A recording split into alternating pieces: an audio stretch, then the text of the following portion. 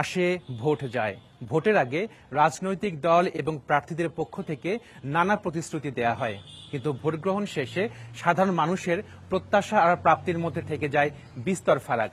এমন বাস্তবতায় দেশে আবারও বইতে শুরু করেছে নির্বাচনী হাওয়া। 12ই ফেব্রুয়ারি যারা সাধারণ ভোটার রয়েছেন তারা ভোট কেন্দ্রে যাবেন, তাদের ভোটাধিকার প্রয়োগ করবেন এবং তাদের পছন্দের প্রার্থীকে নির্বাচিত করবেন। অন্যদিকে রাজনৈতিক দল এবং তাদের প্রার্থীরা প্রতিশ্রুতি তৈরি করার জন্য ব্যস্ত রয়েছেন। আমি আশিকিন প্রিন্স শীতের এই স্নিগ্ধ বিকেলে রাজশাহী বিশ্ববিদ্যালয়ের কেন্দ্রীয় শহীদ মিনার থেকে চ্যানেল 24 আয়োজিত এর মোহাম্মদ ব্যালটে বাংলাদেশ অনুষ্ঠানে আপনাদের সবাইকে স্বাগত জানাচ্ছি। দর্শক, আমাদের মাঝে রয়েছেন বিভিন্ন রাজনৈতিক দলের নেতা এবং একই সঙ্গে রাজশাহীর বিভিন্ন সংসদীয় আসনের প্রার্থী। তারা একই সাথে রয়েছেন রাজশাহী জেলার ভোটার। শুনবো তাদের প্রত্যাশার কথা, তাদের দাবির কথা। দর্শক, অনুষ্ঠান শুরু করার আগে আমরা আমাদের আমন্ত্রিত অতিথিদের সাথে পরিচিত হয়ে আসি। আমার ডান পাশে রয়েছেন শাহিন শওকত, তিনি বিএনপির রাজশাহী বিভাগীয় সাংগঠনিক সম্পাদক। জনাব শাহিন শওকত, আপনাকে স্বাগত আমাদের অনুষ্ঠানে। শ্রোতা এবং দর্শকদেরকে এবং আমার সামনে যারা আছেন তাদের সকলের প্রতি আমার শুভেচ্ছা অভিনন্দন আমার দলের পক্ষ থেকে। জি, ধন্যবাদ। শাহিন শওকতের পাশে রয়েছেন ডক্টর মোহাম্মদ জাহাঙ্গীর, তিনি জামায়াতে ইসলামীর রাজশাহী মহানগর জামায়াতের আমির এবং একই সঙ্গে রাজশাহী 2 আসনের জামায়াত মনোনীত সংসদ সদস্য প্রার্থী। ডাক্তার মোহাম্মদ জাহাঙ্গীর, আপনাকে স্বাগত আমাদের অনুষ্ঠানে। জি, ধন্যবাদ। আপনাদের স্বাগতম চ্যানেল 24 এর আজকের অনুষ্ঠানের 12টে বাংলাদেশ। আপনারা রাজশাহী বিশ্ববিদ্যালয়, ঐতিহাসিক রাজশাহী বিশ্ববিদ্যালয় শহীদ স্মৃতি সংগ্রহশালার এই মাঠে আপনারা আয়োজন করেছেন, এই জন্য আপনার ধন্যবাদ জানাই। সাথে সাথে শুভেচ্ছা অভিনন্দন জানাই যারা দেশবাসী, যারা এই অনুষ্ঠান দেখছেন এবং বিশেষ করে রাজশাহীবাসীকে, আবার ভোট এলাকার রাজশাহীবাসীকে ধন্যবাদ। আসসালামু আলাইকুম। জি, ধন্যবাদ ডাক্তার মোহাম্মদ জাহাঙ্গীর।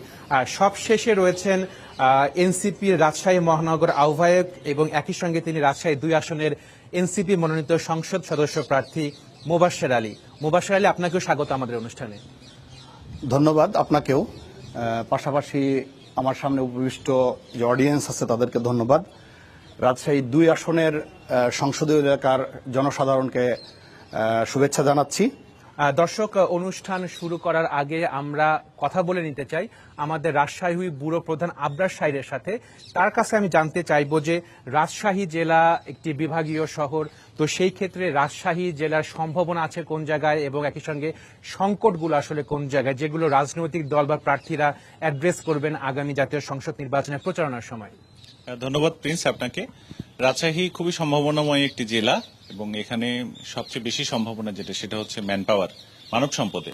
এখানে মানব সম্পদ আমরা তৈরি করি যেভাবে এখানে বিশ্ববিদ্যালয়, কলেজ, মেডিকেল বিশ্ববিদ্যালয় আছে, কিন্তু সে অনুযায়ী কর্মসংস্থান নেই। এই জায়গাটাতে কাজ করার জন্য একটা বড় সুযোগ রয়েছে আগামীতে যারা এখানে সংসদ সদস্য নির্বাচিত হবেন। কর্মসংস্থান সৃষ্টি করা এই জায়গাটিতে প্রধান এজেন্ডা হওয়া উচিত বলে অনেকেই মনে করেন। এর বাইরে পরিবেশগত একটা সংকটের মুখে রয়েছে রাজশাহী।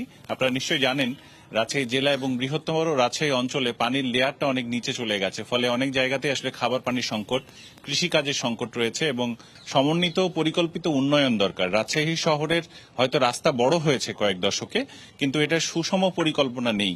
কারণ আপনারা দেখবেন সব সড়কেই কখনো না কখনো খোঁড়াখুড়ি চলছেই, আবার খুব সম্প্রতি ওয়াসার পানির লাইনের জন্য খোঁড়াখুড়ি শুরু হবে। ফলে সব পরিকল্পনা যদি সুষমভাবে করা যায় তাহলে হয়তো জনদুর্ভোগটা কমে। এর বাইরে আমরা দেখেছি আমাদের যে পদ্মা নদী রয়েছে, সেই পদ্মা নদীর পানির যে নাব্যতা সেটি কিন্তু আমরা কখনোই ফেরাতে পারিনি, কারণ এখানে ফারাক্কা একটা বড় সমস্যা এবং আমাদের পানির যে হিস্সা সেটি আসলে আমরা কখনো পাইনি। তো রাজনৈতিক দলগুলো থেকে যারা নির্বাচিত হবেন তাদের আসলে এই জায়গাতে কাজ করার সুযোগ আছে। ফলে সকল সংকট সম্ভাবনা সবগুলোই আসলে মাথায় নিয়েই সামনে নির্বাচনে লড়তে হবে প্রার্থীদের। ধন্যবাদ আবরার সাহেব। মোহাম্মদ ওয়াটার ট্যাঙ্ক, যা পানিকে রাখে শতভাগ বিশুদ্ধ। এর মোহাম্মদ ওয়াটার ট্যাঙ্ক, বিশুদ্ধ পানির ব্যাগ। আমি এখন কথা বলতে চাই জনাব শাহিন শওকতের কাছে। জনাব শাহিন শওকত, আমাদের ব্যুরো প্রধান, তিনি বললেন যে আসলে সম্ভাবনা আছে, সংকটের জায়গাটাও আছে। তো সবচেয়ে বড় যে বিষয়টি কর্মসংস্থান, লোকবল আছে কিন্তু আপনি কর্মসংস্থান তৈরি করতে পারছি না আমরা এই রাজশাহী জেলা। তো সেই ক্ষেত্রে আপনারা অতীতে ক্ষমতায় ছিলেন, যদি আপনার দল ক্ষমতায় আসে বা আপনার প্রার্থী যদি জিতে আসে, তাহলে সেই ক্ষেত্রে রাজশাহীবাসীর জন্য কর্মসংস্থান তৈরিতে আপনারা কি ভূমিকা রাখবেন? ধন্যবাদ আপনাকে। আসলে আমরা রাজশাহীবাসী বলে সীমাবদ্ধতার মধ্যে থাকতে চাই না। জাতীয়তাবাদী দল বিএনপি এবার একটি মহা কর্মসংস্থান সহ যে সমস্ত মূল সমস্যাগুলো আছে সেগুলোকে চিহ্নিত করেছে এবং চিহ্নিত করে আমরা অতীতে দেখেছি গতানুগতিকভাবে একটি নির্বাচনের আগে নির্বাচনী ইশতেহার প্রকাশ করা হয়, কিন্তু আমরা এবার ওই দিকে যাই নাই। আমরা আমাদের যে কর্ম পরিকল্পনা আছে, বিএনপি ক্ষমতাতে গেলে কি কি করবে সেই বিষয়টি আমরা জনগণের কাছে উন্মোচিত করেছি। আমরা আমাদের লিফলেটের যে হ্যান্ডবিল আছে, এই লক্ষ লক্ষ হ্যান্ডবিল আমরা ছড়িয়ে দিয়েছি, কারণ আমাদের এটা প্রতিশ্রুতি না, আমরা এটা অঙ্গীকারবদ্ধ, এগুলো পালনে আমরা অঙ্গীকারবদ্ধ, সেই অঙ্গীকারের স্বীকারোক্তি আমরা দিয়েছি। সেক্ষেত্রে কর্মসংস্থানের ক্ষেত্রে আমি বলবো যে হ্যাঁ, রাজশাহী বিশ্ববিদ্যালয়ে অনেক ছেলে মেয়েরা যারা আছে, বিশেষ করে রাজশাহী একটা শিক্ষানগরী, এখানে ইউনিভার্সিটি আছে, মেডিকেল কলেজ আছে, ইঞ্জিনিয়ারিং ইউনিভার্সিটি আছে, বিভিন্ন কলেজ আছে, লক্ষ লক্ষ শিক্ষার্থী আছে। এরা পাশ করে অনেক সময় বেকার হয়ে যায়।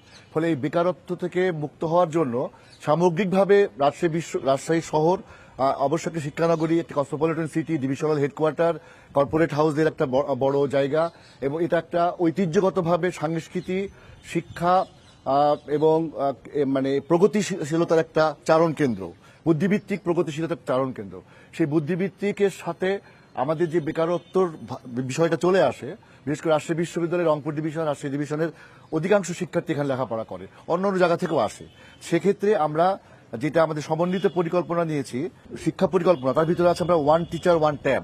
আমরা প্রাথমিক শিক্ষাতে এবং মাধ্যমিক শিক্ষার জায়গাতে আমরা প্রশিক্ষণ সহ প্রত্যেকটি শিক্ষককে আমরা প্রাথমিক জায়গাতে একটা করে ট্যাব দিব, ট্যাবলেট কম্পিউটার যেটা বলে।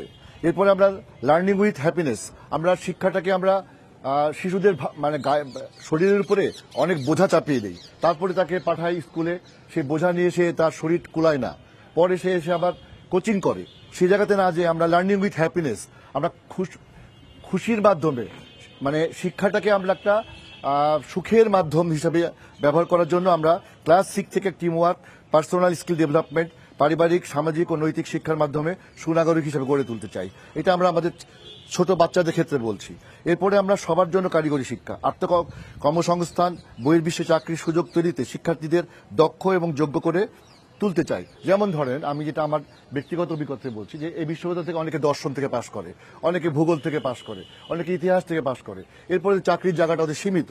সেক্ষেত্রে আমরা তাদের এই যে শিক্ষাটা মাস্টার্স করার পরে তারা যে শিক্ষিত হলো, এই শিক্ষিত জনগোষ্ঠীকে যেটা নিড বেজ শিক্ষা, আমরা বলছি নিড বেজ, এটা কারিগরি শিক্ষা, এবং বিশ্বের বিভিন্ন জায়গা থেকে, আমরা চায়না বলি, আমরা কানাডা বলি, আমরা ইংল্যান্ড বলি, আমরা আরো যে বিশ্বের তুরস্ক বলি, যে দেশগুলো আছে, সেখান থেকে টেকনোলজিক্যাল জায়গাটা আমরা এই যে যারা শিক্ষার্থী বের হয়ে আসছে তাদেরকে সেই টেকনোলজিটা আমরা শেখানো।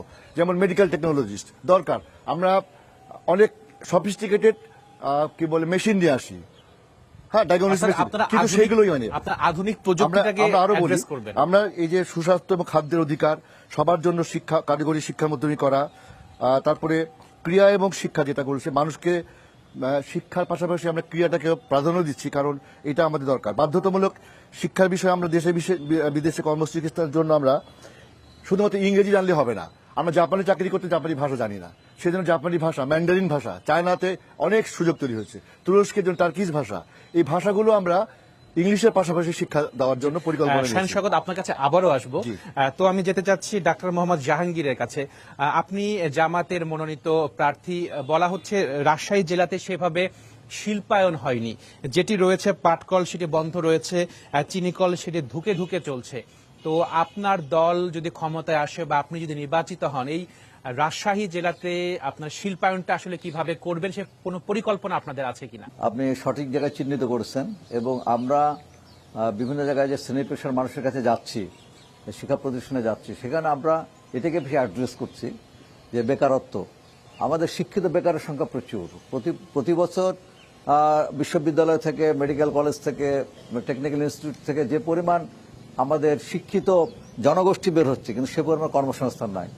আমি অতীতে বলেছি, এখনো বলছি যে রাজশাহী মহানগরী একটি শিক্ষানগরী, রাজশাহী মহানগরী একটি ম্যাঙ্গো নগরী, সিল্ক সিটি বা ক্লিন সিটি, বিভিন্ন অভিধায় তারা রাজশাহী সিটি কিন্তু এখন পরিচিত।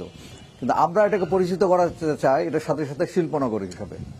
বাংলাদেশে প্রায় 100টার উপরে ইপিজেড আছে, কিন্তু রাজশাহী বা এতদ অঞ্চলে কোনো ইপিজেড নাই। আমরা এটা বলেছি যে না, রাজশাহী এত অঞ্চলের ইপিজেড গড়ে তুলতে হবে। এটা ইপিজেড গড়ে তুলে এখানে অসংখ্য কলকারখানা প্রতিষ্ঠিত হবে, এখানে দেশি বিদেশি বিনিয়োগ আসবে এবং আমরা শিক্ষিত তরুণদের এবং অন্যরা এখানে একটা কর্মসংস্থানের সৃষ্টি হবে। আমরা আরেকটা কথা বলেছি, রাজশাহী বা এত অঞ্চল একটা কৃষি প্রধান এলাকা। এখানে অনেক ধরনের ফসল উৎপাদন হয়, অনেক ধরনের ফসল উৎপাদিত হয় এবং ফ্রুটস উৎপাদিত হয়, ফলমূল উৎপাদিত হয়, কিন্তু এগুলো পচনশীল হওয়ার জন্য উৎপাদকরা ন্যায্য মূল্য পান না। এই জন্য আমরা অ্যাগ্রো বেস ইন্ডাস্ট্রি করতে চাই, যাতে কৃষকেরা ন্যায্য মূল্য পেতে পারে এবং এর মাধ্যমে কর্মসংস্থান সৃষ্টি হতে পারে। এটা আমাদের অঙ্গীকার, এই জন্য আমরা চেষ্টা করবো ইনশাআল্লাহ। এছাড়াও আমাদের রাজশাহীতে একটা হাইটেক পার্ক আছে, কিন্তু এটা অকার্যকর। এখানে কোনো ধরনের কোনো ফাংশনে বা কোনো আউটপুট নাই। আমরা বলতে চাই হাইটেক পার্কটাকে আমরা কার্যকর করতে চাই। এখানে আমরা তরুণদের এবং শিক্ষিতদের একটা আইটি বেস কর্মসংস্থান সৃষ্টির জন্য, উদ্যোক্তা সৃষ্টির জন্য যথেষ্ট সুযোগ আছে, আমি খোঁজখবর নিয়ে দেখেছি। এবং এটাকে যদি কার্যকর করা যায় তাহলে অনেক আমাদের শিক্ষিত তরুণদের কর্মসংস্থান সৃষ্টি হবে। আমাদের দেশের 50% হলো মহিলা, এবং মহিলাদেরকে যদি মূল ধারায় নিয়ে আসা না যায় তাহলে আমাদের উন্নয়নটা বাধাগ্রস্ত হবে। এই জন্য আমরা মহিলাদের উদ্যোক্তা হিসেবে গড়ে তুলতে চাই, তাদের শালীনতার মধ্যে ট্রেনিং এর ব্যবস্থা করতে চাই আমরা, যার মাধ্যমে তাদের কর্মসংস্থান সৃষ্টি করতে চাই। আর একটা কথা বলি আপনাদের, সেটা হলো যে বাংলাদেশে প্রায় 1,50,00,000 প্রবাসী আছে, কিন্তু অনেক ক্ষেত্রে যারা প্রবাসী কাজ করছেন তারা সে কাজের জন্য খুব ট্রেন্ড হয়ে যাচ্ছেন না, সে দেশের ভাষা তারা জানছেন না। এই জন্য দেখা যাচ্ছে তাদের যে যোগ্য মর্যাদা এবং যোগ্য যে স্যালারি তারা পাচ্ছেন না। এই জন্য আমরা বলতে চাই যে কাজের জন্য যারা যাবেন তাদেরকে সেভাবে গড়ে তুলতে হবে। এখানে টিটিসি আছে, এখানে পলিটিক্যাল ইনস্টিটিউট আছে, অন্যান্য ইনস্টিটিউট আছে, সরকার বেসরকার বিভিন্ন ধরনের ইনস্টিটিউটগুলো আছে, কিন্তু সেই জায়গাতে আমাদের যাদেরকে পাঠানো হবে, সে ধরেন গৃহকর্মী হিসাবে সৌদি আরবে প্রচুর জনশক্তির চাহিদা আছে, কিন্তু এখন তো উন্নত বিশ্বে যে যারা গৃহকর্মী তাদের কিন্তু ইলেকট্রনিক ডিভাইস বা ইউটেনসিলস তাদেরকে ইউজ করতে হয়, যেমন প্রেসার কুকার, তারপরে হলো এখানে হচ্ছে তারপরে অন্যান্য যেগুলো আছে ওভেন বা এই জাতীয় জিনিস দিয়ে তো এখন রান্নাবান্না হয়। তারপর ঘর বাড়ি পরিষ্কার করার জন্য আপনার প্রয়োজন হয়েছে আপনার যে সমস্ত যন্ত্রপাতি, কিন্তু আমাদের দেশের যারা যাচ্ছেন তাদের এই ট্রেনিং না থাকার জন্য তারা কাজে দক্ষ হচ্ছেন না। আর দ্বিতীয় যে ভাষা অত্যন্ত গুরুত্বপূর্ণ। যে দেশে যারা যাবেন তাদেরকে সেবা অন্ততপক্ষে কাজ চালানোর মতো তাদেরকে ট্রেনিং দিতে হবে, ভাষা দক্ষ করতে হবে। তাহলে দেখা যাবে, আমার ধারণায় আমি কয়েকটা দেশে ঘোরার সুযোগ হয়েছে, বর্তমানে যে জনশক্তি আছে তারা যদি ট্রেন্ড হন আর ভাষায় যদি দক্ষ হন, যে পরিমাণ রেমিটেন্স তারা নিয়ে আসছে তার চেয়ে প্রায় ডাবল আমরা রেমিটেন্স নিয়ে আসতে পারবো। আর আরেকটা কথা আপনাদের বলি, সেটা হচ্ছে একদিকে আমাদের বেকার সমস্যা, অন্যদিকে দেখা যাচ্ছে বাংলাদেশে প্রায় 15 লক্ষ বিদেশি কাজ করছে। আমাদের 1.5 কোটি জনশক্তি যে পরিমাণ রেমিটেন্স নিয়ে আসছে, 15 লক্ষ বিদেশিরা আমাদের কাছ থেকে সেই পরিমাণ রেমিটেন্স নিয়ে যাচ্ছে। তো এটা খুবই দুঃখজনক। আমাদের বড় বড় ইন্ডাস্ট্রিগুলো তো সিওর পোস্ট, তারপরে টেকনিক্যাল পোস্টগুলোর কাছে বিদেশিদের ভরপুর, এবং তারা ঠিকমতো ট্যাক্সও দেন না, ঠিকমতো তারা আমাদের দেশের নিয়মকানুন তারা মানেন না। এই জন্য আমরা বলতে চাই যেখানে যে আমাদের ইউনিভার্সিটি এবং ইন্ডাস্ট্রি এর মধ্যে একটা যোগসূত্রের অভাব আছে। ইন্ডাস্ট্রি যে ধরনের আমাদের দক্ষ জনশক্তি চাই সেটা আমাদের বিশ্ববিদ্যালয় করতে পারছে না, বা বিশ্ববিদ্যালয় যেটা করছেন সেটা ইন্ডাস্ট্রি ধারণ করতে পারছেন না। এই জন্য একটা সমন্বয় সাধন করলে আমার এই মুহূর্তে প্রায় 15 লক্ষ আমাদের শিক্ষক বেকারের চাকরি হবে আর কি, যদি আমরা সেভাবে গড়ে তুলতে পারি। জি, ডাক্তার মোহাম্মদ জাহাঙ্গীর, আপনার কাছে আবারও আসবো। মোবাশ্বের আলী, আপনার দল অপেক্ষাকৃত নতুন একটি দল, আপনার যারা নেতৃত্বে রয়েছেন তারাও তরুণ উদ্যমী, তো সেই ক্ষেত্রে আপনার প্রতিশ্রুতি কি আসলে কর্মসংস্থান তৈরিতে যারা রাজশাহী জেলার ভোটার রয়েছেন বা আপনার আসনে যারা ভোটার রয়েছেন? ধন্যবাদ আপনাকে। আসলেই আমরা নবীন একটি রাজনৈতিক দল, আমাদের রাজনৈতিক দলের নেতৃত্বেও সবাই নবীনরা আছে। আমাদের রাজনৈতিক মাঠ পর্যায়ের অভিজ্ঞতা এগুলোরও অপ্রতুলতা রয়েছে। আমরা খুবই অল্প সময় বাংলাদেশের রাজনীতিতে এই নেতৃত্বদানের সুযোগ পেয়েছি, যার কারণে প্রত্যেকটা জিনিসেরই যে প্রপার পরিকল্পনার দরকার হয়, সে 24-এর বিপ্লবের পরে যত অল্প সময়ের মধ্যে দিয়ে এই বাংলাদেশ যাচ্ছে, তার ভিতরে আমাদের আসলে সব সেক্টর নিয়ে আমাদের এই যে হোমওয়ার্ক করা যেটাকে বলে, এগুলো আসলে হয়ে ওঠেনি। একটার পর একটা ইস্যু চলে আসছে, আন্দোলন সংগ্রামের মাঠের মধ্যে দিয়ে আমাদের আসলে প্রতিদিন যেতে হয়েছে, যার কারণে দলের সারা দেশের কমিটি সব জায়গায় হয়ে আসেনি, এগুলো থানা পর্যায়ে ওয়ার্ড পর্যায়ে এখন পর্যন্ত যায়নি। এর মাঝখানে বাংলাদেশে দীর্ঘ সময় বিগত 15-17 বছর ধরে যে নির্বাচনের যে আকাঙ্ক্ষা বাংলাদেশের মানুষের গণতান্ত্রিক একটি বাংলাদেশ পাওয়ার জন্য একদম খুবই অল্প সময়ের মধ্যে আমাদের সামনে নির্বাচনে চলে আসছে। আসলে এই সব কিছু মিলে একটা প্রপার যে প্রি প্ল্যান থাকে রাজনীতির জন্য, বড় বড় রাজনৈতিক দলগুলো 15, 16, 17 বছর ধরে যে প্ল্যান করে আসছে বাংলাদেশ নিয়ে, সেই বাংলাদেশ নিয়ে পরিকল্পনা করার সুযোগ আসলে অ্যাকচুয়ালি আমাদের যেহেতু বলছে হয়নি। আপনাদের পরিকল্পনা এখনো করেন, তাহলে সাধারণ ভোটার আপনাদের ভোট না, দিবে আমরা কেন? সাধারণ ভোটারদের কাছে অবশ্যই আমাদের প্রতিশ্রুতি আছে। আপনারা জানেন যে বাংলাদেশে যে গতানুগতিক দ্বিদলীয় 3 দলীয় রাজনৈতিক যে ধারা ছিল, এই ধারা স্বাধীনতার পর থেকেই তারা এই বাংলাদেশকে বারবার প্রতিশ্রুতি দিয়ে রাজনীতি করার চেষ্টা করে এসেও বারবার বাংলাদেশকে খাদের কিনারে তারা নিয়ে গেছে। আমরা বাংলাদেশকে বারবারই বলেছি একটি নতুন বন্দোবস্তের বাংলাদেশ হিসেবে আমরা চাই। আমরা বাংলাদেশের সহাবস্থানের বাংলাদেশ চাই। বাংলাদেশে কে জয়ী হবে, কে বিজিত হবে, কিন্তু চাই যে আমরা বাংলাদেশের একটি নির্বাচনের পরে সকল রাজনৈতিক দলের যারা এক্সপার্ট আছে তাদেরকে নিয়ে পরামর্শ করে আমরা এই বাংলাদেশকে এগিয়ে নিয়ে যেতে চাই। আজকে আমার প্রতিপক্ষ রাজনৈতিক যে সিনিয়র বড় ভাইরা আছেন, তারা আজকে যে পরিকল্পনা দিচ্ছেন, আগামীকালকে আমি যদি কোনো কারণে জনগণ আমাকে যদি নির্বাচিত করে, আমরা তাদের এই পরিকল্পনাগুলোকে আমাদের সাথে সমন্বয় করতে চাই। আমাদের আসলে রাজশাহীর যে বেকারত্ব, রাজশাহীর যে কর্মসংস্থানের অভাব, সবকিছু নিয়ে আমরা যার যার প্ল্যাটফর্ম থেকে যেটাই আলোচনা করি, ঘুরে ফিরে এক আলোচনার ভিতর দিয়ে আমরা যাব। আমাদের এখানে প্রাইভেট ইন্ডাস্ট্রি তৈরি করতে হবে। বাংলাদেশের বিভিন্ন বড় বড় কোম্পানিগুলোকে যদি আমরা রাজশাহীমুখী করতে পারি, সেই এনভায়রনমেন্ট এখানে আছে।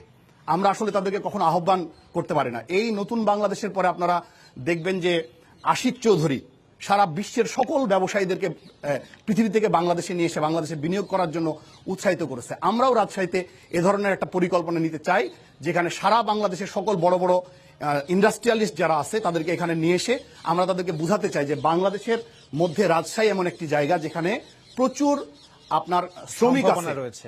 সম্ভাবনা আছে, সব ধরনের সুযোগ সুবিধা আছে, কিন্তু সবকিছু রাজধানী বেসড হওয়ার কারণে বা চট্টগ্রাম বেসড হওয়ার কারণে বিকেন্দ্রীকরণের উপরে জোর দিবেন জি, আপনারা। জি, জি, ইনশাআল্লাহ। ধন্যবাদ মোবাশ্বের আলী।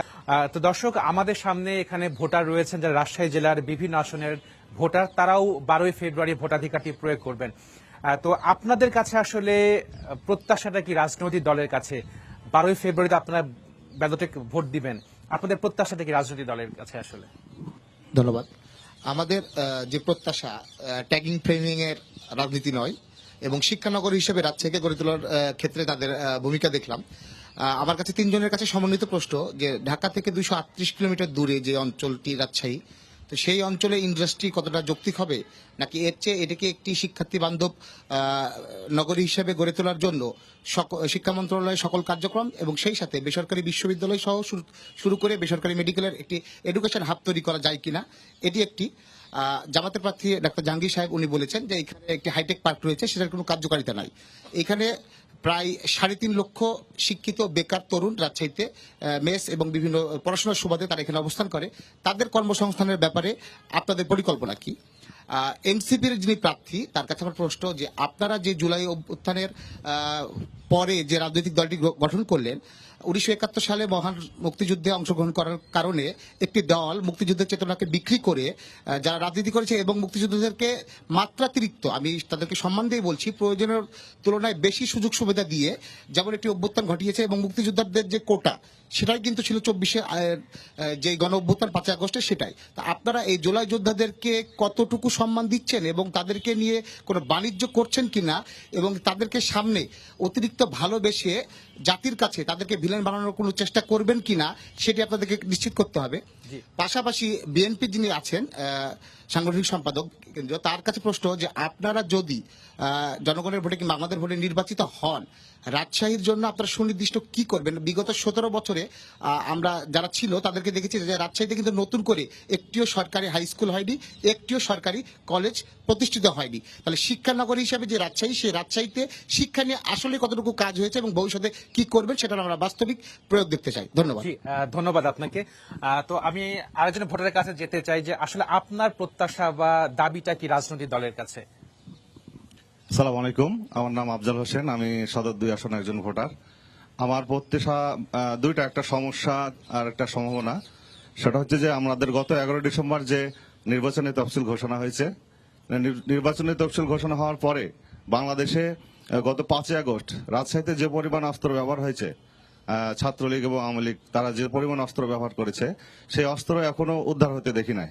সামনে যে নির্বাচন আসছে, এই নির্বাচন বানচাল করার জন্য তারা যদি সেই গুপ্ত হত্যা, আপনারা ইতিমধ্যে দেখছেন যে শরীফ আব্দুল হাদিকে যেভাবে গুপ্ত হত্যা করা হয়েছে, এইভাবে যদি রাজনৈতিক ব্যক্তিদের যদি এভাবে গুপ্ত হত্যা তারা সেই অস্ত্র দিয়ে করে, তাহলে সেক্ষেত্রে নির্বাচন বানচাল হওয়ার সম্ভাবনা আছে কিনা, এই বিষয়ে আপনাদের কি পরিকল্পনা আছে? পাশাপাশি যারা জুলাই বিপ্লবে যারা গণহত্যা চালিয়েছে, তাদের সরকার গঠন করার পরে তাদের বিচার অব্যাহত থাকবে কিনা, বা তাদের বিষয়ে কি সিদ্ধান্ত নেবেন বা কি ব্যবস্থা নেবেন, সে বিষয়ে আমাদের সবার কাছে প্রশ্ন। পাশাপাশি রাজশাহীতে দুটি সম্ভাবনার বিষয়, একটা হচ্ছে আম এবং রাজশাহী সিল্ক, রেশম সিল্ক। এটা বাংলাদেশের রাজশাহীর সব থেকে গুরুত্বপূর্ণ বিষয়। তো এই বিষয় নিয়ে আপনাদের কি পরিকল্পনা আছে রাজশাহী উন্নয়নের ক্ষেত্রে, সেই বিষয়ে আমরা সুনির্দিষ্টভাবে জানতে চাই। জি, ধন্যবাদ। জি, সালাম আলাইকুম। ধন্যবাদ আপনাকে। তো আমি এই রো থেকে একটু জানতে চাই যে আসলে আপনাদের প্রত্যাশাটা কি অথবা দাবিটা কি? এখানে 3টি রাজনৈতিক দলের প্রতিনিধি রয়েছেন, তো আপনাদের আসলে দাবিটা কি, প্রত্যাশাটা কি? ধন্যবাদ সবাইকে। আমি শ্রদ্ধাভরে স্মরণ করছি শহীদ আব্দুল হাদী ভাইকে। আমার সব কথার মধ্যে আমি একটা কথা বলতে চাই যে আমি কিছু বিষয় একটু প্রথমে দ্বিমত করছি যে আম, তারপরে রেশম, এগুলো দিয়ে রাজ্যের পরিবর্তন আদৌ সম্ভব না। চীনের একটা দুঃখ ছিল হোয়াংহো নদী, আমাদের পদ্মা নদী আমাদের এই দুঃখের কারণ হয়ে দাঁড়াইছে। আমি যদি মনে করি যে আমাদের সামনে যে সকল প্রার্থীরা দাঁড়িয়ে আছে, তারা যদি পদ্মা নদীকে কেন্দ্র করে একটা বড় ধরনের কোনো চিন্তা ভাবনা করে নির্বাচিত হলে, আমি একটু আগে দেখলাম যে 14 থেকে 25% পর্যন্ত চীনের জিডিপিতে অবদান রাখে হোয়াংহো নদী। তো পদ্মা নদীকেও যদি বর্তমান হোয়াংহো নদীর যে পরিস্থিতি সেটাকে পরিণত করা যায়, আমার মনে হয় না যে আর বাকি কিছু দরকার আছে। ইনশাল্লাহ আমাদের একমাত্র আয়ের উৎস অটো চালক অথবা রিক্সা চালক এটা হতে পারে না। হ্যাঁ, ব্যাপক কর্মসংস্থান শিল্প ইয়ের মাধ্যমে, এবং যেহেতু শিক্ষানগরী হিসেবে রাজশাহীর ব্যাপক একটা সুনাম আছে, শিক্ষানগরী এবং শিল্পনগরী হিসেবেই আমার মনে হয় যে রাজশাহীর সাধারণ যারা ভোটার তারা রাজশাহীকে দেখতে চায়। ধন্যবাদ। জি, ধন্যবাদ আপনাকে। অনেকগুলো প্রশ্ন আছে আপনাদের সামনে, আশা করি আপনারা উত্তর দেবেন। তো প্রথমে আমি জামাতে যিনি প্রার্থী রয়েছেন তার কাছে যেতে চাই। ঘুরে ফিরে কর্মসংস্থানের কথাটাই আসছে, আপনিও বলেছেন যে আসলে বেশ কিছু পরিকল্পনা আছে। তো সেই ক্ষেত্রে যারা যে শিক্ষার্থীরা যারা এখানে আছেন, তাদেরটাকে আরো উচ্চ শিক্ষায় শিক্ষিত করা বা তাদেরকে আসলে আরো কর্মসংস্থানের জায়গাটা তৈরি করার ক্ষেত্রে আপনাদের আর কি কি বিস্তারিত পরিকল্পনা? জি, ধন্যবাদ। আমি ইতিমধ্যে বলেছি যে কর্মসংস্থান একটা মূল ইস্যু রাজশাহীর জন্য। সেখানে বলা হয়েছে যে বিশ্ববিদ্যালয়, মেডিকেল কলেজ এবং টেকনিক্যাল ইনস্টিটিউট থেকে যারা বের হচ্ছে তারাও কিন্তু অনেকে বেকার, এবং সেই জন্য আমরা বলছি আমরা স্বকর্মসংস্থানের জন্য উদ্যোক্তা হিসেবে গড়ে উঠতে হবে, এবং তার জন্য যে দক্ষতা, সে দক্ষতা আমাদের অর্জন করতে হবে। ইতিমধ্যে আমি হাইটেক পার্কের কথা বলেছি যে হাইটেক পার্কের মাধ্যমে কিন্তু প্রচুর সম্ভাবনা আছে। আমরা এখানে শিক্ষিত তরুণ বেকারদের আমরা এখানে কর্মসংস্থানের সুযোগ সৃষ্টি করতে চাই। এবং ফ্রিল্যান্সিং, আপনারা জানেন যে ফ্রিল্যান্সাররা অল্প সময় ঘরে বসে অনেক কিন্তু ইনকাম করতে পারে। তো এইখানে ট্রেনিংয়ের মাধ্যমে ফ্রিল্যান্সার তৈরি করতে পারি আমরা। এছাড়াও বেসরকারি বিনিয়োগ আমরা এখানে আনতে পারি। যে প্রশ্নকর্তা বললেন 280 কিলোমিটার ঢাকা থেকে বা 240 এরকম হবে আর কি, এই দূরত্ব খুব বড় দূরত্ব না। এখন রাজশাহীতে রাজশাহী থেকে ঢাকার যোগাযোগ খুবই ভালো, খুবই সুন্দর। এরপর আমরা তো একদম ডাইরেক্ট চট্টগ্রাম কক্সবাজার যেতে চাই। এই জন্য আমরা এটা বলেছি রাজশাহী থেকে আব্দুলপুর পর্যন্ত যে ডুয়েল গেজ যদি ট্রেন আমরা লাইন বসাতে পারি, তাহলে সরাসরি রাজশাহী থেকে আমরা কক্সবাজার পর্যন্ত বা চট্টগ্রাম পর্যন্ত আমরা সরাসরি যোগাযোগ করতে পারি, এবং এখানে নন স্টপ ট্রেনে আমরা কক্সবাজার বা চট্টগ্রাম হয়তো 6-7 ঘন্টার মধ্যে পৌঁছতে পারবো ইনশাল্লাহ। তো এটা আমরা করতে পারি। করতে পারলে এখানকার যে অ্যাগ্রোবেজ ইন্ডাস্ট্রি, যে সমস্ত কৃষি পণ্য আমরা খুব সহজে যেমন সরবরাহ করতে পারবো এক প্রান্তে, বা অন্য প্রান্ত থেকে শিল্পায়নের যে সমস্ত গুডস প্রয়োজন আর কি, সেটা আমরা সরাসরি নিয়ে আসতে পারবো। আর এখানে যে গ্যাসের ব্যবস্থা করা যায়, তাহলে অবশ্যই এখানে শিল্পায়ন হতে পারে আর কি। 280 কিলোমিটার আমার মনে হয় না কোনো একটা বড় দূরত্ব। জি, ধন্যবাদ ডাক্তার মোহাম্মদ জাহাঙ্গীর। মোবাশ্বের আলী, আপনার কাছে একটা প্রশ্ন ছিল, ভোটাররা প্রশ্ন করেছে আসলে জুলাই যোদ্ধাদের আসলে তাদেরকে সেল করা হচ্ছে কিনা আসলে এটা নিয়ে আপনার বক্তব্যটা কি? ধন্যবাদ। আসলে খুবই যৌক্তিক প্রশ্ন। এরকম অনেক অভিযোগ আমাদের কাছেও আসছে। একটি ঐতিহাসিক আন্দোলনের পরে নানা রকমের প্রেক্ষাপট আসলে দেশে তৈরি হয়, কিন্তু খুব খেয়াল করে দেখবেন যে এখন পর্যন্ত বাংলাদেশে জুলাই যোদ্ধাদের জন্য যত ধরনের ফ্যাসিলিটিস নিয়ে প্রচেষ্টা করা, আপনার সরকারের সাথে কাজ করা, সবগুলো মোটামুটি এই যে নতুন একটি রাজনৈতিক দল হয়ে উঠছে এনসিপির সেন্ট্রাল পর্যায় থেকে সর্বোচ্চ মন্ত্রণালয়গুলোর সাথে নেগোসিয়েশন করা হচ্ছে। উনি যে প্রশ্নটা করছে এই প্রশ্নটার যৌক্তিকতাও আছে যে আসলে এগুলোকে জুলাইকে বিক্রি করা হবে কিনা। আমি একদম নবীন একটি রাজনৈতিক পার্সোনালিটি হিসেবে মনে করি আমার ভিতরেও এই সংখ্যাগুলো আছে। জুলাই যেন কোনোভাবে বিক্রি না হয়ে যায়। জুলাই এনসিপির জুলাই না, এ জুলাই বিএনপির জুলাই না, এ জুলাই জামাত ইসলামের জুলাই না, এই জুলাই বাংলাদেশের গণমানুষের জুলাই। বাংলাদেশের গণমানুষ এই জুলাইয়ে নেমে এই জুলাই সৃষ্টি করছে। এর জন্য আমরা মনে করি যে বাংলাদেশের এই জুলাইকে পাহারা দেওয়ার জন্য সকল রাজনৈতিক দলকে ঐক্যমত পোষণ করতে হবে এবং একসাথে কাজ করতে হবে। আমার খুব মনে পড়ে সিনিয়র সাংবাদিক এবিএম মুসা সাহেব বলেছিলেন যে বাংলাদেশের রাজনীতিতে প্রত্যেকবার মানুষ ক্ষমতায় আসে, এরপরে নতুন করে যারা ক্ষমতা আসে তারা হচ্ছে যে এই ক্ষমতাশালী দলের ব্যর্থতার কারণে আসে। বাংলাদেশের মানুষ ক্ষমতা পেলেই ফ্যাসিস্ট হয়ে ওঠে। তা আমরা মনে করি যে ভাইয়ের যে প্রশ্ন, এনসিপি যদি মনে করে এটাকে জুলাইকে কুক্ষিগত করবে, করে এই জুলাইকে বিক্রি করে আবার আওয়ামী লীগ হয়ে ওঠার চেষ্টা করবে, এটা আপনাদেরও প্রতিরোধের দায়িত্ব। আমি ব্যক্তিগতভাবে আমার জায়গা থেকে মনে করি আমি ওই রকম রাজনৈতিক দলের সাথে আমি শেষ পর্যন্ত আর থাকবো না। জি, ধন্যবাদ মুবাশশির আলী। জনাব শাহিন শওকত, পদ্মা নদী বা চীনের হুয়াংহো নদীর প্রশ্ন এসেছে। ভারতের সাথে যে পানি বন্টন চুক্তি সেটির মেয়াদ 2026 সালে শেষ হবে, সেটি রিনিউ করার একটি প্রক্রিয়া শুরু করতে হবে। তো সেই জায়গা থেকে বিএনপির পরিকল্পনা কি পদ্মা নদী নিয়ে? আচ্ছা, আমি এটার জবাব অবশ্যই আমার কাছে আছে। তার আগে আমি একটু মোবাস্তরের সাথে আমি কাউন্টার করছি না, আমি শুধু ওর সাথে অ্যাড করতে চাই যে শব্দ চয়নে কিছুটা সমস্যা হয়েছে, যে যারাই ক্ষমতায় এসেছে তারাই বিতাড়িত হয়েছে। জাতীয়তাবাদী দল এখন বাংলাদেশের সবচেয়ে জনপ্রিয় দল। বাংলাদেশ জাতীয়তাবাদী দল 18 কোটি মানুষের গণ আকাঙ্ক্ষার দল। বাংলাদেশ জাতীয়তাবাদী দল বাংলাদেশের খেটে খাওয়া সাধারণ মানুষের আকাঙ্ক্ষাকে ধারণ করে বলেই আজকে মানুষের হৃদয়ের মধ্যে প্রথিত হয়েছে। শহীদ রাষ্ট্রপতি জিয়াউর রহমান 26,000 কিলোমিটার খাল খনন করেছিলেন। তিনি প্রায় মাইলের পর মাইল হেঁটে গোটা কি বলে সরকারকে জনগণের কাছে নিয়ে গেছিলেন, কৃষকের কাছে গিয়েছিলেন, শ্রমিকের কাছে গিয়েছিলেন, তাদেরকে উদ্বুদ্ধ করেছিলেন। তৎকালীন সময়ে যে 7 কোটি মানুষ বা 8 কোটি মানুষ ছিল, তাদের ভিতর বেকারত্বের সংখ্যা অনেক বেশি ছিল। তিনি তাদেরকে উদ্বুদ্ধ করলেন যে তোমাদের এই 8 কোটি হাতকে 16 কোটি হাতে রূপান্তরিত করে কাজ করতে হবে। তিনি তাকে কর্মের হাতে পরিণত করেছিলেন।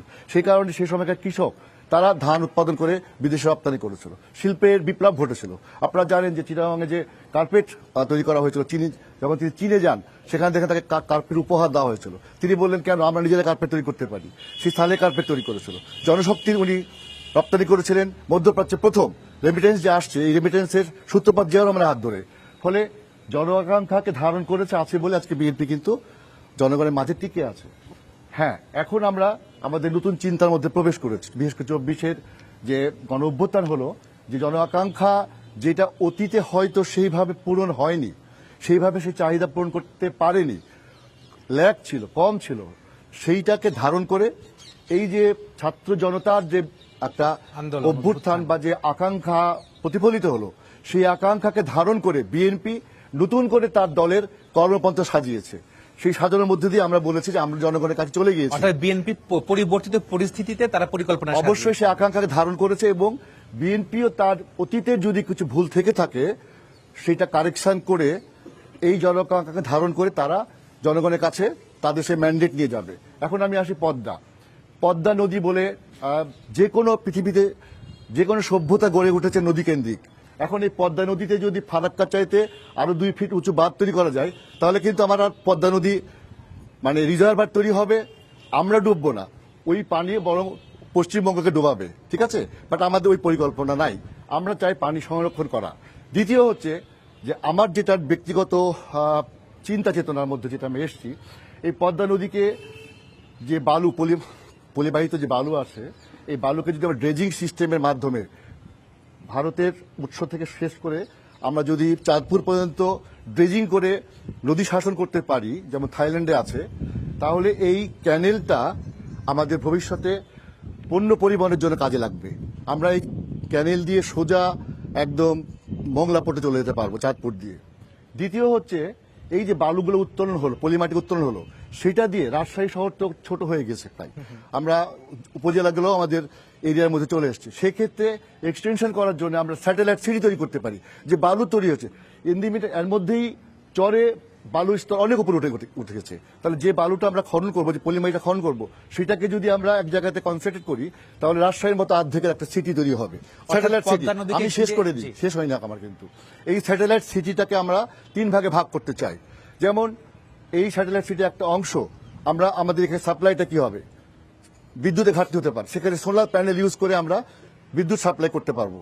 সেই স্যাটেলাইট সিটির একটা অংশ আমরা রিসোর্ট তৈরি করে সেই রিসোর্টের মাধ্যমে আমরা পর্যটককে আকর্ষণ করতে পারবো। দ্বিতীয় হচ্ছে আরেকটা অংশকে আমরা পর্যটনের জন্য তৈরি করা, বিদেশি পর্যটক আকর্ষণ করা। তৃতীয় হচ্ছে যেটাকে সিটি মার্কেট, দ্যাট মিনস আমার প্রোডাক্টগুলো কি সেটা আমি সেই জায়গাতে আসছি। আমার সিরাজগঞ্জে তাঁত তৈরি হয়, পাবনায় তাঁত তৈরি হয়, রাজশাহীতে সিল্ক, ঠিক আছে। তো এই তাঁতের সাথে সিল্কের আমরা যদি সেই কম্বিনেশনটা নিয়ে এসে নতুন ফ্যাব্রিক্স তৈরি করতে পারি, সেই ফ্যাব্রিক্স দিয়ে আমরা আমাদের ড্রেসের, আমাদের ফ্যাশনের ডিজাইনের একটা পরিবর্তন ঘটাতে পারবো। আমার ভাই বলেছেন যে 15 লক্ষ বাইরের লোক চলে আসছে। কেন আসছে? কারণ বিকজ যে ওই ধরনের টেকনোলজিক্যাল আইডিয়া আপনার নাই, ওই ফ্যাশন ডিজাইনের যে জিনিসগুলো রিসার্চের মধ্যে করা দরকার সেটা আপনার নাই। সেক্ষেত্রে ঘটনা ঘটছে। আমাদের এখানে যে মাছ তৈরি হয়, যে মাছ হয় বিশেষ করে বাগমারা এবং পুঠিয়াতে, কেবল দুর্গাপুর যে মাছ হয় প্রায় 60% আমরা এক্সপোর্ট করি, কেবল ঢাকায় পাঠাই। তো এই মাছকে আমরা ফ্রিজিং করতে পারি, এই মাছকে আমরা শুটকি মাছে পরিণত করে বাইরেই করতে পারি।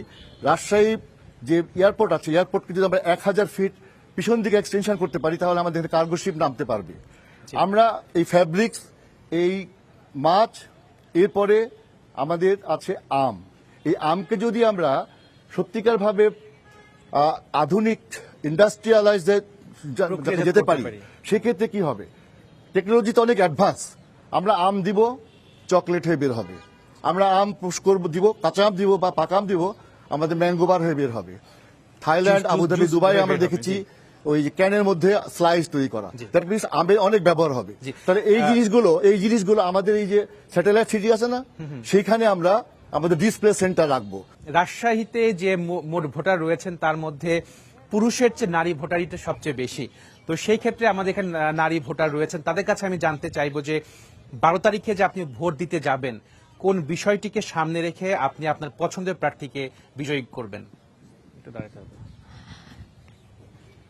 বাংলাদেশের কিন্তু আমরা এবার দেখতে পেয়েছি যেখানে প্রায় 13 কোটি ভোটারের মধ্যে প্রায় সমানই নারী এবং পুরুষের এবার ভোটারের সংখ্যা। তো সেক্ষেত্রে আমি যদি বলি যে আপনারা সকলেই যে আইটি পার্ক বা ফ্রিল্যান্সিং এর কথা, জামাত সমর্থিত যিনি প্রার্থী তিনি বলেন, এইগুলোর কথা বলেন। আমরা যখন নারীরা অনলাইনে এখন সকলেই অ্যাক্টিভ এবং অনলাইনে যখন ইউজ করতে যাই, নারীদের বেশিরভাগ সময় সাইবার বুলিং এর শিকারটা হতে হয়, এটা সব সময়। তো এই ক্ষেত্রে দেখা যায় বিভিন্ন বট আইডি যেগুলো থাকে সেগুলো এই ক্ষেত্রে বেশিরভাগ এই কাজগুলো করে, এবং সেইগুলো প্রতিরোধ করতে আপনাদের কি ধরনের সামনে যেটা উদ্যোগ থাকবে? এবং আমি আরেকটা কথা বলবো যে বাংলাদেশ জামাতে ইসলামের যিনি আমির শফিকুর রহমান, তিনি বলেছিলেন যে নারীদের কর্ম সময় সেটা তারা কমিয়ে 5 ঘন্টা আনবে এবং ঘরে যারা থাকবে বেশি সময় তাদেরকে পুরস্কৃত করা হবে। এবং আমি দেখেছি গ্রামে গঞ্জে যখন এই ব্যাপারটাই হলো, সকলে ভোট চাইতে যায় বা ভোটের প্রচারণা করতে যায়, তখনও নারীদেরকে এই ব্যাপারটা বলা হয়। তো আমরা যখন দেখি যে, আমি নিজে এক জায়গায় কাজ করি, আমি বাংলাদেশ বেতারে কাজ করি, সেখানে আমাদের ডিউটি টাইম 6 ঘন্টা। যদি একটা পুরুষ একটা সময় কাজ করে সেই বেতন পায়, নারী যদি তার অর্ধেক সময় কাজ করে সেই বেতন পায়, অবশ্যই একটা প্রাইভেট সেক্টর আমাকে হায়ার করবে না। তো এই ব্যাপারটাকে আপনারা কিভাবে মূল্যায়ন করবেন? আমি বিএনপি সমর্থিত প্রার্থীকেও বলবো যে নারীদেরকে স্বাবলম্বী করে তুলতে আপনাদের কি কি পরিকল্পনা রয়েছে। আমি এনসিপি সমর্থিত প্রার্থীকেও বলবো কি কি আপনাদের পরিকল্পনা রয়েছে, সবগুলো যদি আমাদের বলতেন। জি, ধন্যবাদ আপনাকে। আরেকজন নারী ভোটার রয়েছেন, তো কর্মক্ষেত্রে বা চলাচলের ক্ষেত্রে আপনারা কিরকম সিকিউরিটি বোধ করেন বা আইন শৃঙ্খলার পরিস্থিতি কিরকম হবে যখন আপনারা ভোট দিতে যাবেন? আমার হচ্ছে প্রশ্ন তিনজনের কাছেই যে আমরা নারীরা কেন আপনাদেরকে ভোট দিব বা আমাদেরকে আপনারা কিভাবে কনভিন্স করবেন। আর এছাড়াও আমরা দেখেছি যে হচ্ছে আমাদের নারীদেরকে শুধুমাত্র বিভিন্ন স্লোগান বা মিছিলের সামনে রাখাতেই আপনারা স্বাচ্ছন্দ্য বোধ করেন, কিন্তু পদ পদবীর দিক থেকে আমাদেরকে সঠিক স্থানে জায়গা দেন না। আসলে কি এই প্রথা পরবর্তীতে ভেঙে দেওয়া হবে, নাকি আমাদেরকে পূর্বের মতোই হচ্ছে সামনের সারিতেই রাখবেন, কিন্তু নারী বলে আমরা গুরুত্বপূর্ণ সিদ্ধান্ত নিতে পারবো না এটা মনে করে আমাদেরকে গুরুত্বপূর্ণ পদ দেয়া হবে না? আমার তিনজনের কাছে এটা প্রশ্ন। এছাড়াও আমার হচ্ছে জামাতে ইসলামের প্রার্থীর কাছে প্রশ্ন, আপনার যে নির্বাচনে যদি জয়ী হয়ে আসতে পারেন তাহলে আপনাদের রাষ্ট্র পরিচালনার মূল নীতিটা কি হবে? আপনারা কি ইসলামী শরিয়ার ভিত্তিতে রাষ্ট্র পরিচালনা করবেন নাকি মুসলিম জাতীয়তাবাদের ভিত্তিতে? এছাড়াও আমার এনসিপির ভাইয়ের কাছে হচ্ছে প্রশ্ন, আপনারা জুলাই আন্দোলনের পরে বহুল কাঙ্ক্ষিত একটা দল ছিলেন, কিন্তু বিভিন্ন সময় আপনারা বিতর্কিত হয়েছেন এবং আমরা হচ্ছে আপনাদের রাষ্ট্র পরিচালনার মূলনীতি সম্বন্ধে এখনো ক্লিয়ার না। তাই আমি আপনার কাছে আমার প্রশ্ন, আপনিও যদি আপনার রাষ্ট্র পরিচালনার মূলনীতিটা একটু ক্লিয়ার করতেন। জি, ধন্যবাদ আপনাকে। 12 তারিখে জাতীয় সংসদ নির্বাচনে ভোট হবে, একই সাথে গণভোটও হবে। তো গণভোট নিয়ে আসলে আপনাদের কোনো স্বচ্ছ কোনো আইডিয়া আছে কিনা, বা কি বিষয়ে আপনারা ভোট দিবেন গণভোটে, হ্যাঁ বা না দিবেন, সেটি নিয়ে কোনো ইনফরমেশন আপনাদের কাছে আছে কিনা? যদি কেউ গণভোট নিয়ে আসলে আপনার কাছে স্বচ্ছ কোনো আইডিয়া আছে কিনা? জি, আসসালামু আলাইকুম। আমার প্রশ্নটা হচ্ছে যে গণভোট এবং জাতীয় ইলেকশনে যে আমি ভোট দেব, ভোট দিয়ে আমি আসলে কি অর্জন করতে চাই, আমি কি পেতে চাই, আমার মুক্তিটা কোথায়? এ ব্যাপারে রাষ্ট্রও কোন রকম সুনির্দিষ্ট ভাবে আমাদেরকে বলেনি যে গণভোটটা কিভাবে হবে, আমরা কিভাবে ভোটটা দিব, আমরা এখনো এগুলো ব্যাপারে সুনির্দিষ্ট ভাবে জানতে পারি। ধন্যবাদ আপনাকে। একজন আপনিও হাত তুলেছিলেন, আসলে আপনার প্রশ্নটা কি? আমার প্রশ্ন হলো, গণভোটটা হলো ওই যে ছোট বাচ্চাদেরকে ঘুম পাড়ানি, আবল তাবল বলে ঘুম পাড়ানি কি করে? আমরা গণভোট সম্পর্কে কিছু একদিনে কি ঈদুল ফিতর আর ঈদুল আজহা কি কোনোদিন আপনি একদিন পালন করতে দেখেছেন? দুই ঈদকে একদিন কোনোদিনও পালন করতে দেখেছেন? আর ভোটটা আগে গণভোট আগে হওয়ার পরে তারপরে পার্লামেন্টে ভোট হবে। এখন এটা হলো বাচ্চাদেরকে আবল তাবল ঘুম পাড়ানি। এই গণভোট সম্পর্কে আমাদের কোনো ধারণাই নাই। এটা সরকারের একটা পলিসি। জি, ধন্যবাদ আপনাকে।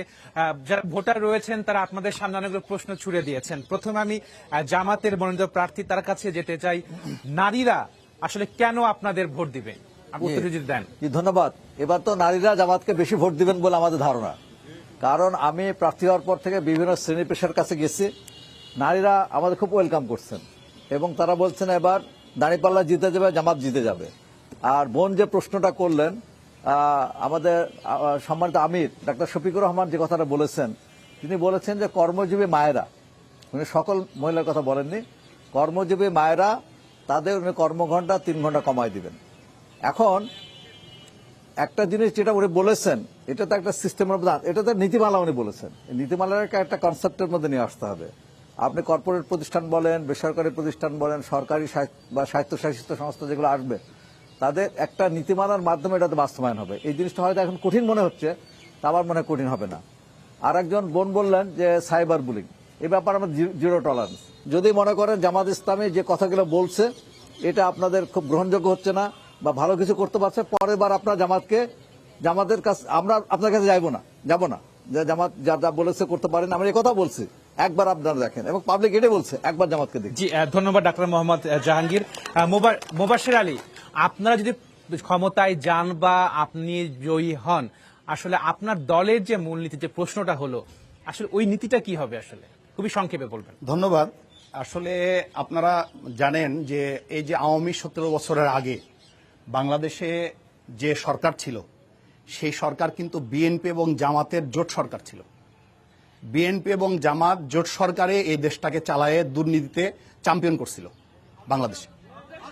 বিএনপি এবং জামাতের এই জোট সরকার একসাথে ছিল। আমরা খুবই বেদনাহতভাবে একটা জিনিস দেখছি যে জুলাই আন্দোলনের পরে যে জুলাই আন্দোলন হলো ঐক্যবদ্ধভাবে বিএনপি জামাত, আমরা তো এনসিপিতে একদমই আসছি হলো 1 বছর হলো। আমাদের তো রাজনৈতিক দলের ওই যে বোন বললেন যে আপনাদের আসলে মূলনীতিটা কি, আমাদের রাজনৈতিক দর্শন এটা কার্ল মার্কসের রাজনৈতিক দল না, এটা কোনো ব্যক্তির দর্শনের রাজনৈতিক দল না। বাংলাদেশ রাজনৈতিক দুর্বৃত্তায়ন মুক্ত করার জন্য, বাংলাদেশে দুর্নীতিমুক্ত করার জন্য, বাংলাদেশকে একটি সুশাসনের রাষ্ট্র করার জন্য, ন্যায় বিচার, সামাজিক ন্যায় বিচার প্রতিষ্ঠার জন্য আমরা বাংলাদেশে যে লড়াইটা করেছি জুলাইয়ে, সেই লড়াইটাকে আমরা রাজনৈতিক বন্দোবস্তের মাধ্যমে প্রাতিষ্ঠানিক রূপ আপনারা দিতে চান। যে সুশাসনের একটি রাষ্ট্র আমরা কায়েম করতে চাই। আমরা বাংলাদেশকে দুর্নীতিমুক্ত করতে চাই।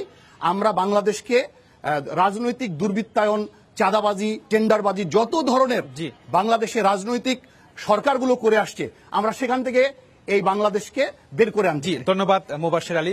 আমাদের এনসিপির এমপি প্রার্থী উনি বললেন যে বিএনপি এবং জামাত জোট সরকার বিগত শাসন আমলে অর্থাৎ 1 থেকে 6 সাল এই শাসন আমলে 5 বার নাকি দুর্নীতির চ্যাম্পিয়ন হয়েছে, যেটি একটি বোগাস সমীকরণ। উনি একজন এমপি প্রার্থী হয়ে জুলাইয়ের আকাঙ্ক্ষাকে ধারণ করে কখন এই ধরনের একটা বোগাস সমীকরণ দাঁড় করিয়ে একটি দলের নাম অপপ্রচার করতে পারেন না। জি ধন্যবাদ। আমরা এই তার বক্তব্যকে প্রত্যাহার করার জন্য অনুরোধ করছি। আমি আবার ধন্যবাদ আপনাকে। আবার প্রশ্ন করেছে জামাত ক্ষমতা আসলে, আমরা ক্ষমতা আসা বলি না, আমরা বলি যে জামাতকে যদি দেশ সেবার আপনার সুযোগ দেন, এটা ক্ষমতা বলি না, দেশ সেবার সুযোগ দেন, তাহলে শরিয়া আইন আমরা বলি যে একটি কল্যাণ রাষ্ট্র করতে চাই, এটা কল্যাণ রাষ্ট্র করতে চাই, আবার কল্যাণ রাষ্ট্র করতে চাই। আর উনি বলছেন যে জামাত বিএনপি দুটা দলের কথা বলছেন, কিন্তু উই ক্যান চ্যালেঞ্জ যে জামাতের 2 জন মন্ত্রী 3টা মন্ত্রণালয় চালাইছেন। পূর্ববর্তী সরকার তাদের বিরুদ্ধে মানে মাইক্রোস্কোপ লাগায়ও একটা দুর্নীতি কিন্তু প্রমাণ দিতে পারেন না। মোবাশ্বের আলী, আপনি খুবই সংক্ষেপে আপনার 30 সেকেন্ড, আপনি 30 সেকেন্ড রেসপন্স করেন। 30 সেকেন্ডে খুব কঠিন হয়ে যাবে আমার বলা। বাংলাদেশে ওনারা একসাথে জোট সরকারে ছিলেন। যদি জোট সরকারের 2 জন মন্ত্রী যদি নিঃসন্দেহে তারা যদি বলে থাকেন যে তারা কোনো দুর্নীতি করেনি, তাহলে সবার আগে তাদেরকে ওই দুর্নীতিকে প্রতিবাদ করে বেরিয়ে আসার দরকার ছিল জামাত ইসলামের সে সময়। এটা আমার ব্যক্তিগত অপিনিয়ন। আর বাংলাদেশে ডেইলি স্টার নাকি প্রথম আলোর ন্যারেটিভ ছিল সে সময়ে, ওই ট্রান্সপারেন্সি ইন্টারন্যাশনালের মাধ্যমে গোটা পৃথিবীর মানুষ এই দুর্নীতি চ্যাম্পিয়নের ঘটনা জানে। আমরা বাংলাদেশে কোনো একটা বিশেষ দলকে দুর্নীতি করেনি এটা বলতে চাই না। জুলাইয়ের পরে সকল রাজনৈতিক দল এই বাংলাদেশের দুর্নীতির বিষয়ে 0 টলারেন্স থাকবে, এটার ব্যাপারে আমরা এটা সবারই প্রত্যাশা। ধন্যবাদ মোবাশ্বের আলী। জনাব শাহিন শওকত, আপনি কি বলবেন? একটা আইন শৃঙ্খলা পরিস্থিতির প্রশ্ন এসেছে, সবকিছু মিলে আসলে সংক্ষেপে যেতে যাচ্ছিলাম না, কিন্তু কিছু প্রশ্নের উত্তর না দিলে হয়। আমি মনে হয় মোবাশ্বেরকে আমি বলবো যে যেই দুর্নীতির যে বিষয়টা তৈরি করা হয়েছিল, এটা কিন্তু 2001 সালের পিছনে 3 বছর থেকে টিআইবি তার তৈরি করেছিল, জার্মান ভিত্তিক যে প্রতিষ্ঠান। তাদের দুর্নীতির সময়কার বিষয়টা বিএনপি ক্ষমতাতে আসে, তখন বিএনপির ঘাড়ে চলে আসে, যেটা 0.4 ছিল। এইটা বিএনপি 2002 সালে 1.2 করেছে, তারপর 2003 সালে 1.3 করেছে। এইভাবে ক্রমশ 2006 সালে বিএনপি যখন ক্ষমতা ছাড়ে তখন 2, দ্যাট মিনস দুর্নীতি থেকে বিএনপি বেরিয়ে গেছিল। বিএনপি কিন্তু দুর্নীতি কমিয়েছে। আপনি এটা ডাটাটা আপনার ইউটিউব হোক, বিভিন্ন চ্যানেলে দেখে তারপরে আপনি জিনিসটাতে করবেন। আইন শৃঙ্খলার বিষয়টা এটা নির্বাচন কমিশনের এখতিয়ার এখন চলে এসছে। আমি বলবো 1600 অস্ত্র বিভিন্ন থানা থেকে লুট হয়েছে, তার ভিতরে লাইট মেশিন গানও আছে, 62,000 রাউন্ড গুলি আছে। তাহলে এই অস্ত্র উদ্ধার ছাড়া একটি সুষ্ঠু নির্বাচন করার ক্ষেত্রে অত্যন্ত কঠিন হতে পারে। সেক্ষেত্রে অতি দ্রুত আগে ভোটের মানে ঘোষণার আগেই সমস্ত অস্ত্র উদ্ধার করে জনগণকে উৎসবের মুখর পরিবেশে সবাইকে মিলেমিশে আমরা পজিটিভ থিঙ্কিং নিয়ে সামনে এগিয়ে যাব। আপনাদের 3 জনকে অসংখ্য ধন্যবাদ। দর্শক, আমরা শেষ করছি রাজশাহী থেকে এই ব্যালটে বাংলাদেশ অনুষ্ঠানে। দেখা হবে আগামীতে অন্য কোনো জেলা থেকে।